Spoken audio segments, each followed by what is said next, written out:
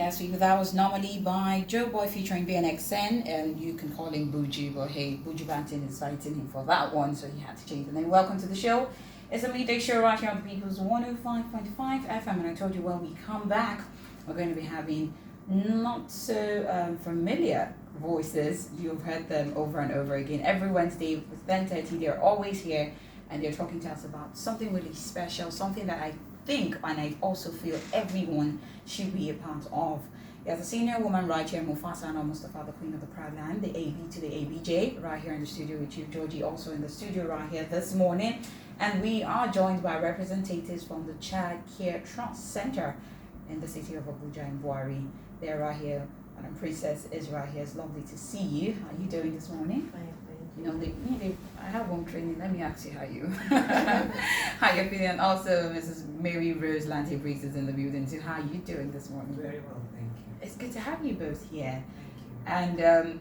And my fingers are crossed because tomorrow is the 22nd. Yeah, I actually marked that date on my calendar as something to look forward to. Even though I might not be able to make it because of work, I'll probably be here. But it's something I was looking forward to being a part of. So let's talk about that. What's preparation like? This 22nd will be tomorrow. What's preparation? What have been put in place to make sure that tomorrow goes on pretty well? And what actually you're going to tell us what is happening tomorrow? I would throw that question to you, Mrs. Lante Briggs. Tomorrow is the relaunch of the Child Care Trust Center in Buhari, which was set up by the late First Lady, Chief Mrs. Stella Obasanjo, in 2000. And it was running for a while before it stopped after she died, and it was picked up again, and it has been running for like 14 years non-stop. So we got into this place and we saw it, and we saw there's so much potential there. It's a beautiful structure, but there aren't too many people there. There aren't too many children, and there aren't too many staff. So we felt this is something that can help every Nigerian or every African. We want to make this place like the cynosure of all eyes in this part of the world. And so we got into a technical agreement with them. Let's see what we can do together to bring this place up to where the structures can carry, because it has lovely structures and yet it's performing under its capacity. So that's why we have a relaunch. We want people to come and see. You have this right here in Abuja. If you have a special needs child, you don't have to travel far. Already, there are trained staff on ground. We're going to employ a lot more, but we want people to come and see what is there and realize that, oh, my children can be safe here. My children can be trained here. My children can be modeled here. And basically that's what we've been doing. So there's a lot of logistics going on right now. Trying to get ready for tomorrow. Yeah. So yeah. It's lovely having you both here, knowing that you have something to look forward to tomorrow. I'm sure you're all over the place trying to make sure everything goes on well. Let me come to you, Madam Princess. I know that it's taking a toll. It might be a lot, a lot of information, having to call this person, call that person. But for the center right now, I want to believe people have started even training staff to be ready for the launch tomorrow. How's that coming up? Oh, thank you very much. It's been coming on very well. Like we said earlier on, we've had lots of goodwill. The staff and people at the center are so excited. So we'll be having a pre-rehearsal of welcoming all our VIPs and making sure that we put our best foot forward for them to see, and then to also expose our vulnerable side too, because that is the point of the relaunch, for them to know that we don't have it all together, that this is the quality we can offer, and so we need more support to get us to where we want to be. And so we're calling on all our invited guests. It's an open house. You can walk in to come and share the day with us and also to bless us. If you can't come, please, we're going to see if we can stream it live on my page, and then tell somebody that has a special needs child that we're waiting. Already we've been having calls from different parts of the country, which is a good sign that People's FM 105.5, you're doing a great job Thank you so creating much. the awareness for us around the country. Get phone calls from people that they had us on radio, and I was happy that they were able to even get the phone numbers correctly. So you guys have done us a very noble deed, and we appreciate that very much. We're glad to be part of that, and thank you so much for also thinking of partnering with us so that we can be a part of that. I'll come to you, Mrs. Lante Briggs. I know, yes, we're talking about the center, the reopening and all of that, but I want us to talk about the kids right now and talk about the special needs children. I will borrow her words, say she doesn't like to call them kids, she calls them children. So the special needs children, let's talk about involvement, because yes, we can do all of this arrangement, put all of these things in place, you can have staff, you can have everything that you want, but if there is no form of involvement with the children or people involving themselves with them, it might just be you pouring water into a basket. How important is it for everyone to be involved? It's so important because there are so many of the special needs children that can't afford the education, and there are many people who have money in their hands and they're wondering what to do with it. So we would like people who would like to adopt a child to come forward as well.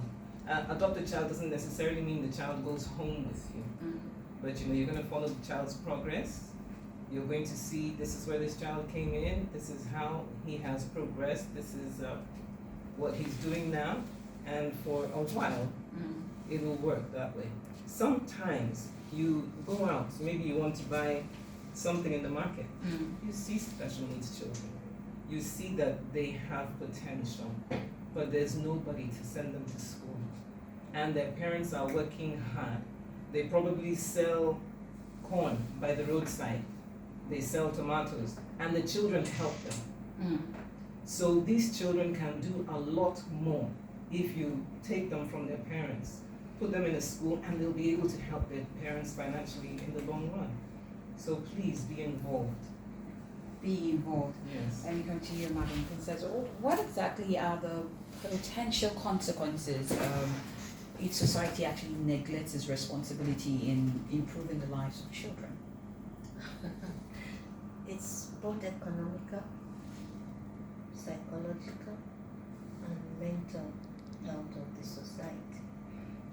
Just the other day, I was discussing with my husband about the demographics of Nigeria, and we were just wondering how our demographic is about 60% of youth.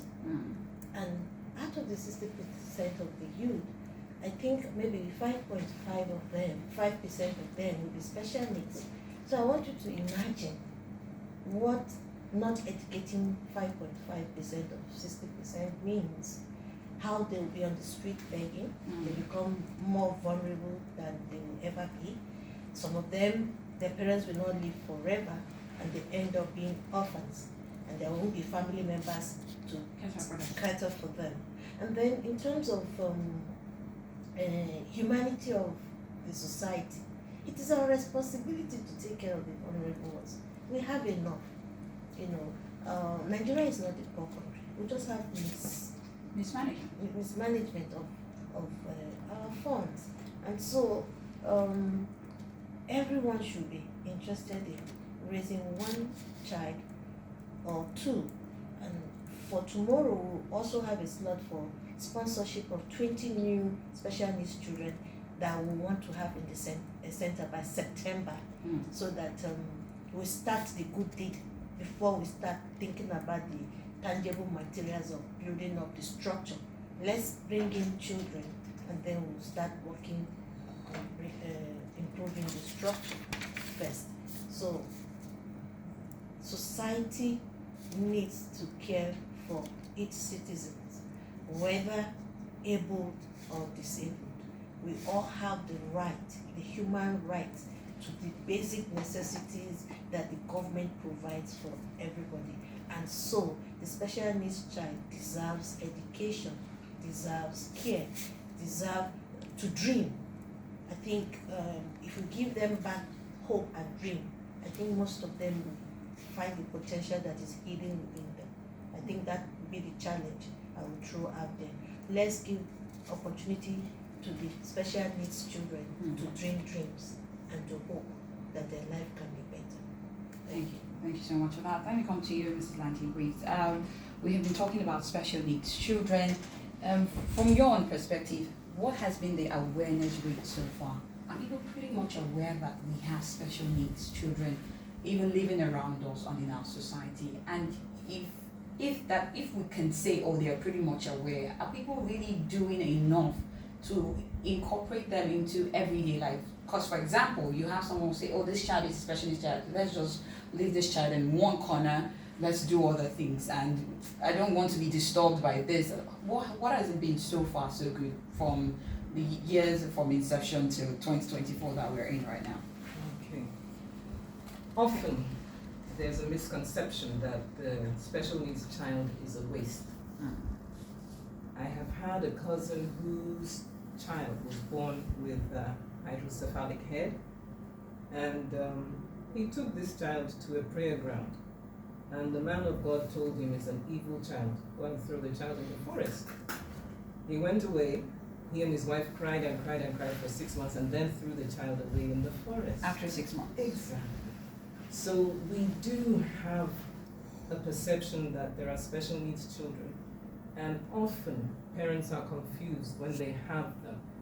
And from the confusion, it can go to the left or it can go to the right.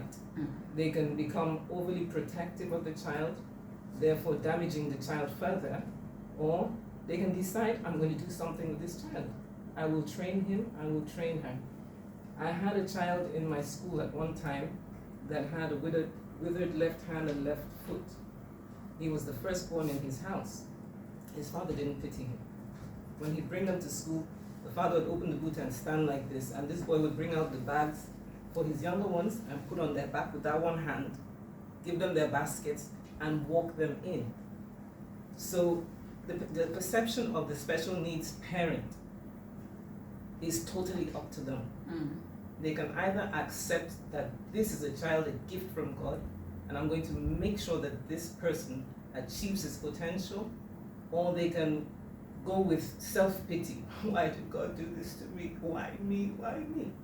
And then they turn the child into a burden. Yeah. So I was going to ask you, the way we have it in curriculums or people, when you start school, you're taught history, you're taught geography, you're taught some of the basic things that you should know about the world around you. Do you think that when it comes to, I'm trying to find a way to put it, when it comes to education on vulnerable people, especially children, should it be part of things that we should learn? Because when you go to school, they teach you government, they teach you all of these things, but they forget to teach you that sometimes you get into society and there are things that you should know. Do you subscribe to that? Yeah, actually, it's inside the civics curriculum. Nowadays, we were not taught civic education. Yes, being taught, but it's just a subject. It's just like you're taught about Pythagoras' theorem. Do you use it in real life? No. No, you don't. So they're taught how to treat special needs children properly. They're taught not to make fun of other people, but do they actually participate in this? No, they don't. While you were responding to one of the questions, you did say that while you were responding to one of the questions, you did say that the foundation you have started and you're having a relaunch on the 22nd and you're still going to employ more.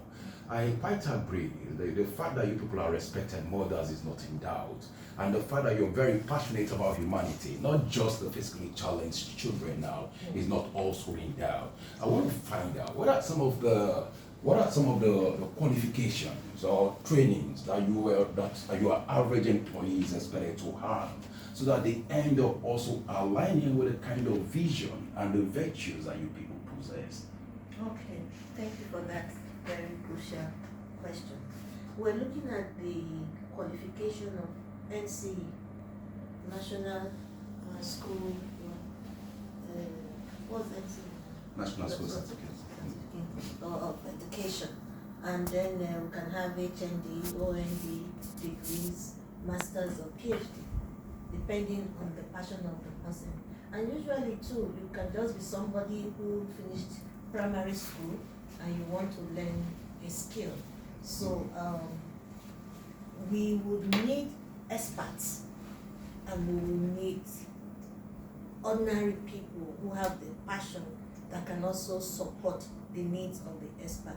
So it's an open field. And now that we're having different centers, we're going to have a language lab, we're going to have, we're going to have a vocational center, we're going to have a computer center, we're going to have a therapeutic center, we're going to have a clinic. So you see what we are trying to create. So we're creating different departments that can create employment. So going back to your question, that what can be the effect? Yes. The effect of what we're doing in child care trust in Buhari, we're creating opportunity for the special needs children and ordinary people who will come and work with them, job opportunities and facilities that are not in existence in the center. So we really want people with the qualification to come, because I believe that if you have a knowledge of what you're doing, you'll be better.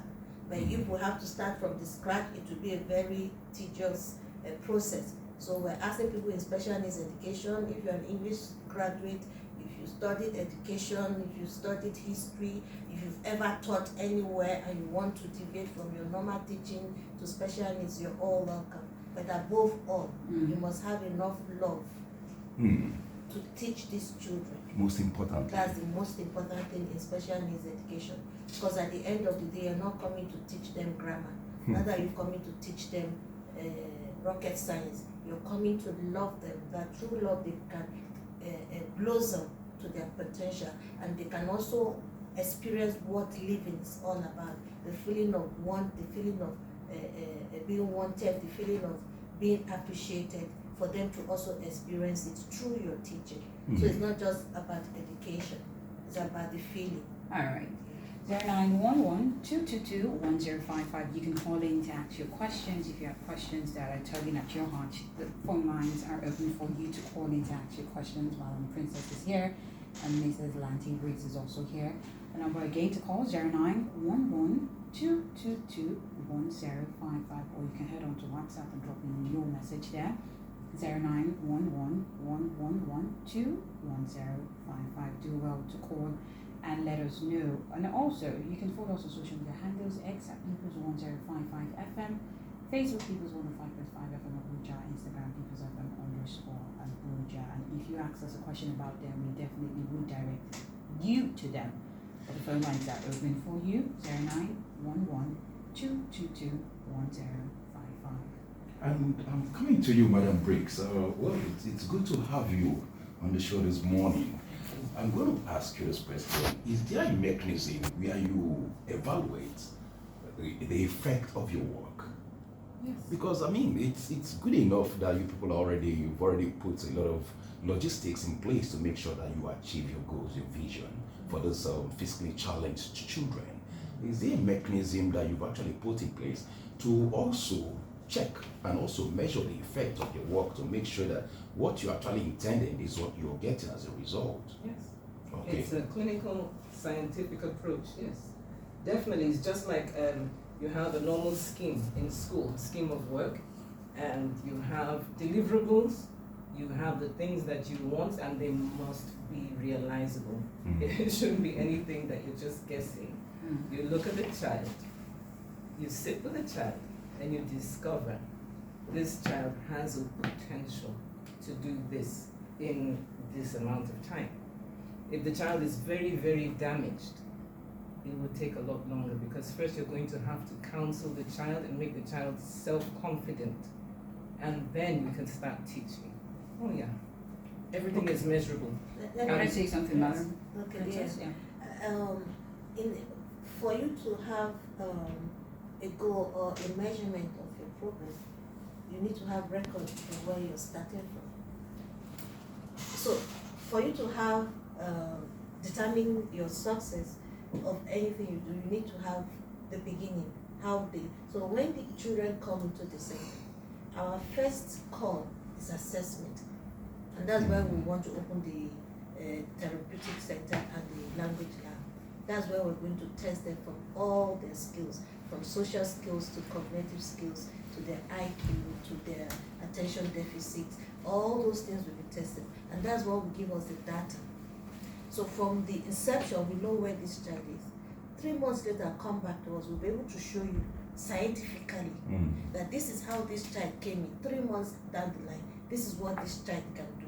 And we can assure you that from that 3 months to another 6 months, you will see progressive growth in your child. Wow, But interesting. the caveat here is dependent on the ability of the child. As a speech therapist, I've done therapeutic service for the same problem, the same gravity. One child, by the end of a year, was speaking, and you won't know they ever had speech problem. And the other child, it took us about 3 years, and even at the end of 3 years, still cannot speak properly. So everything is, that's why in special needs education, parents are advised not to compare their children.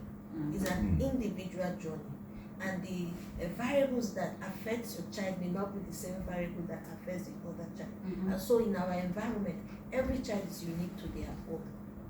But for assessment, we can assure you that from September, once your child comes in, we'll take her first step. 3 months, by the end of the term, we'll give you her second step. So we'll be doing it step by step, and until, as a parent, you're able to see the physical change. And also note, for children who are physically disabled, we were not looking at physical enhancement. We're looking more of psychological or emotional advancement.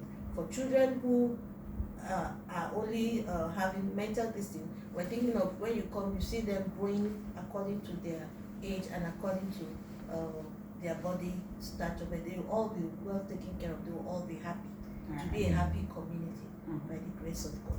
All right, let me continue, Ms. Lante Briggs. I'm going to ask you a question like a parent. Okay, so I'm going to take the position of a parent right now and ask you this question. For an instance, I bring my child to the center, and along the line, my child starts to have a little bit of discomfort. So I'm going to put it, my child is nonverbal, right?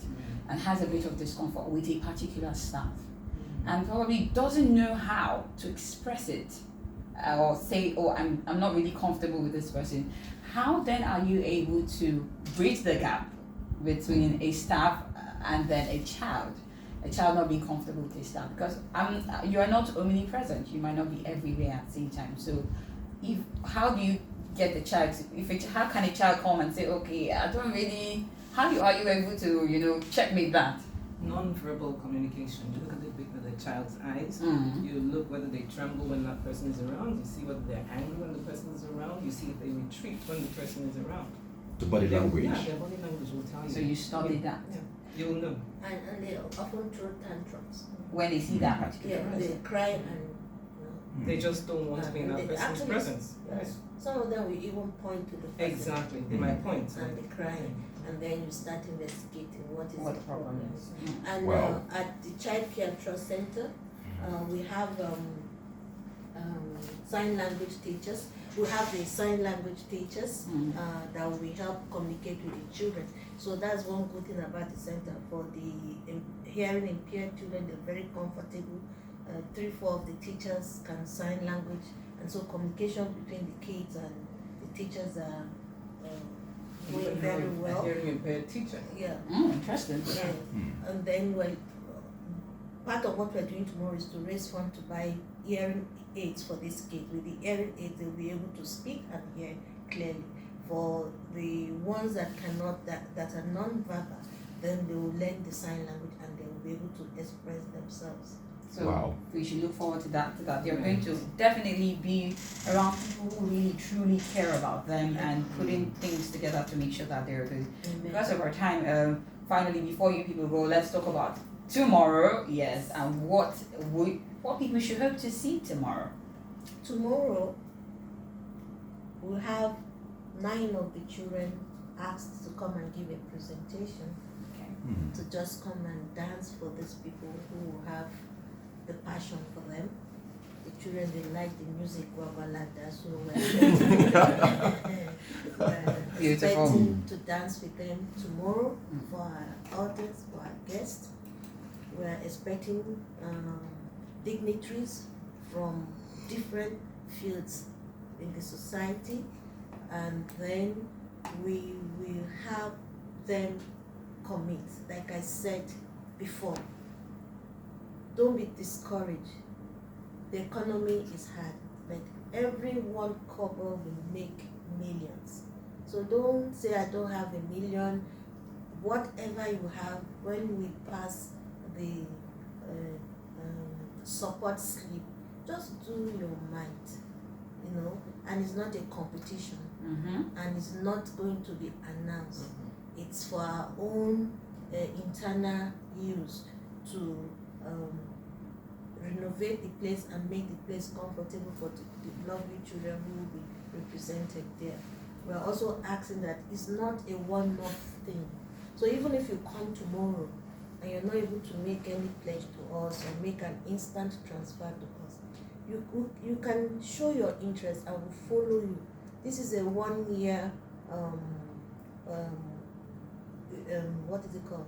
Timeline we're giving to ourselves to achieve all the things that you'll be hearing from us.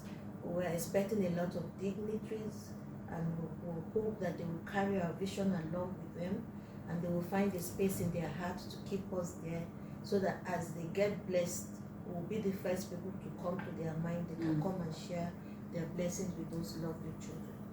And the time for tomorrow is 10 a.m. 10 a.m. prompt. Prompt. Please don't keep the special needs waiting. They're very fragile with time. They have only about 5 to 10 minutes concentration span, so you can imagine. And then the venue is off Law School Road, Buhari, and then what else? Phone number. I always make sure you keep phone number. Yes. If you're looking for direction, please call 0818 0818 612 612 18 59. 59 070 070 86 86 71 71 41 41 71. 71. Alright, people, you've heard it from them, from their lips to your ears. You know where to be tomorrow, 10 a.m. prompt. You need to be at Childcare Trust Center of the Nigerian Law School in Buhari. Please don't do African time. Yes. Don't. And admission starts in September. Yeah, And admission you can call us and we can do consultation. But even when school reopen, like I said, throughout the year we will attend to you. Just call and come. Call and come. Thank you so much, Madam Princess, for coming on the show. And thank you so much, Mrs. Lante Briggs. Thank you for for having coming. us. Thank you, People's And thank you for your platform. You've done wonders for us. Yes, I had you people. This might be the last time I see you guys. This might be For now. For now. Yes, until you come back again. So yes, people, do well to be at Childcare Trust Center tomorrow, 10 a.m. prompt, and be a part of this beautiful vision. If you are someone who is passionate, who loves and cares for special needs children, you should be there. Don't allow anybody give you gist. Yes. Be there by yourself, and you can give in kind, you can give in your time, you can give in resources, you can give in money too. Everything you bring, pass on the message. of course, will be welcome. Coming right up is Nwakaego by BNXN.